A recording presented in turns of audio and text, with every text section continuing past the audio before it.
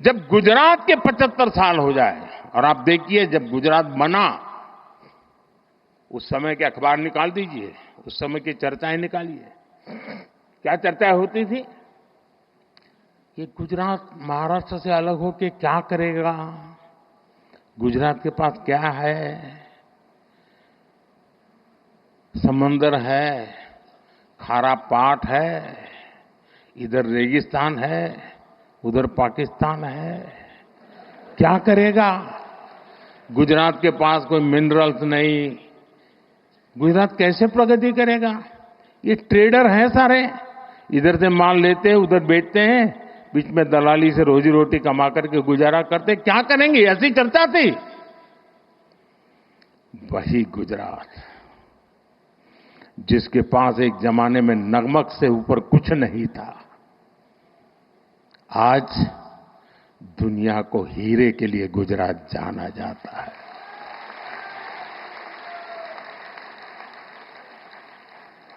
कहां नमक, कहां हीरे, ये यात्रा हमने काटी है। और इसके पीछे सुविचारित रूप से प्रयास हुआ है, योजनाबद्ध तरीके से कदम उठाए हैं। हमारे यहां आमतौर पर गवर्नेंस के मॉडल की चर्चा होती है कि सरकार में साइलोज ये सबसे बड़ा संकट है, एक डिपार्टमेंट दूसरे से बात नहीं करता है, एक टेबल वाला दूसरे टेबल वाले से बात नहीं करता है, ऐसी चर्चा होती है। कुछ मात्रा में सही भी होगा, लेकिन उसका कोई सॉल्यूशन है क्या? मैं आज आपको बैकग्राउंड बताता हूं। ये शहरी विकास वर्ष अकेला नहीं, हमने उस समय हर वर्ष को किसी न किसी एक विशेष काम के लिए डेडिकेट करते थे। जैसे 2005 में शहरी विकास वर्ष मना गया, एक साल ऐसा था जब हमने कन्या शिक्षा के लिए डेडिकेट किया था, एक वर्ष ऐसा था जो हमने पूरा टूरिज्म के लिए डेडिकेट किया था।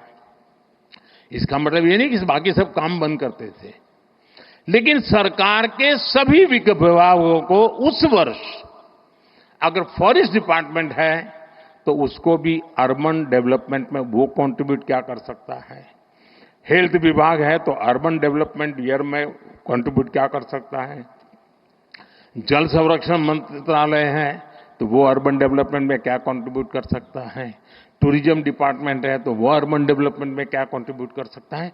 यानी एक प्रकार से whole of the government approach, इस भूमिका से ये वर्ष मना। और आपको याद होगा जब हमने टूरिज्म ईयर बनाया तो पूरे राज्य में, उसके पहले गुजरात में टूरिज्म की कल्पना ही कोई नहीं कर सकता, विशेष प्रयास किया गया। उसी समय एड कैंपेन चलाया, कुछ दिन को गुजारो गुजरात में,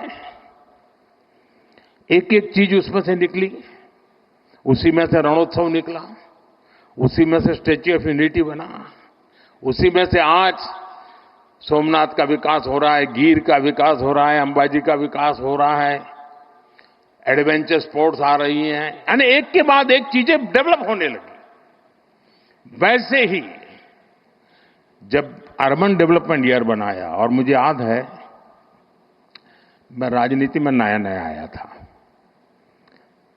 और कुछ समय के बाद हम अहमदाबाद म्युनिसिपल कॉरपोरेशन सबसे पहले जीते।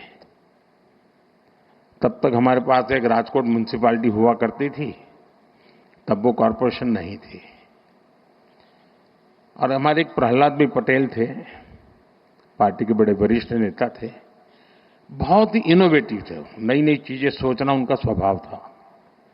मैं नया राजनीति में आया था तो प्रहलाद भाई एक दिन आए मिलने के लिए।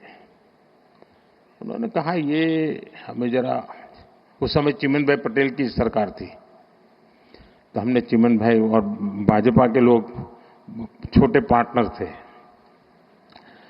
तो हमने चिमन भाई को मिलकर के समझाना चाहिए कि ये जो लाल बस अहमदाबाद की है उसको जरा अहमदाबाद के बाहर जाने दिया जाए। तो उन्होंने मुझे समझाया, फिर मैं और प्रहलाद भाई चीमन भाई को मिलने गए। हमने बहुत माथापच्ची की। हमने कहा ये सोचने जैसा है कि ये लाल बस अहमदाबाद के बाहर गोरा, गुमा, लांभा, उधर नरोड़ा की तरफ आगे, दहगाम की तरफ, इधर कलोल की तरफ आगे, उधर साणंद की तरफ आगे, उसको जाने देना चाहिए, ट्रांसपोर्टेशन का विस्तार करना चाहिए। तो सरकार के जैसे सचिवों का स्वभाव रहता है, यहां बैठे हैं सारे, उस समय वाले तो रिटायर हो गए हैं। एक बार एक कांग्रेसी नेता को पूछा गया था कि देश की समस्याओं का समाधान करना है तो 2 वाक्य में बताइए। कांग्रेस के एक नेता ने जवाब दिया था, वो मुझे आज भी अच्छा लगता है। ये कोई 40 साल पहले की बात है। उन्होंने कहा देश में 2 चीजें होनी चाहिए। एक, पॉलिटिशियंस ना कहना सीखे और ब्यूरोक्रेट हाँ कहना सीखे। तो मुझे सारी समझ होगा, पॉलिटिशियन किसी को ना नहीं कहता और ब्यूरोक्रेट किसी को हाँ नहीं कहता। तो उस समय चिमन भाई के पास गए तो उन्होंने पूछा सबसे, हम दोबारा गए, तीसरी बार गए, नहीं एसटी को नुकसान हो जाएगा, एसटी को कमाई बंद हो जाएगी, एसटी बंद पड़ जाएगी, एसटी घाटे में चल रही है, लाल बस वहां नहीं भेज सकते, मगर बहुत दिन चला। 3-4 महीने तक हमारी माथापच्ची चली। खैर हमारा दबाव इतना था कि आखिर लाल बस को लांभा, गोरा, गुमा ऐसा एक्सटेंशन मिला। उसका परिणाम है कि अहमदाबाद का विस्तार तेजी से उधर साणंद की तरफ हुआ, इधर दहगाम की तरफ हुआ, उधर कलोल की तरफ हुआ, उधर अहमदाबाद की तरफ हुआ। तो अहमदाबाद पर जो प्रेशर एकदम तेजी से बढ़ने वाला था, उसमें तेजी आए, बच गए। छोटी सी बात थी। तब जाकर के, मैं तो उस समय राजनीति में नया था, मुझे कोई ज्यादा इन चीजों को मैं जानता भी नहीं था, लेकिन तब समझ में आता था कि हम तत्कालीन लाभ से ऊपर उठ करके सचमुच में राज्य की और राज्य के लोगों की भलाई के लिए हिम्मत के साथ, लंबी सोच के साथ चलेंगे तो बहुत लाभ हो। अगर आप ये वीडियो YouTube पर देख रहे हैं तो हमारे चैनल को सब्सक्राइब कर बेल आइकन दबाएं, और Facebook पर देख रहे हैं तो हमारे पेज को लाइक करें।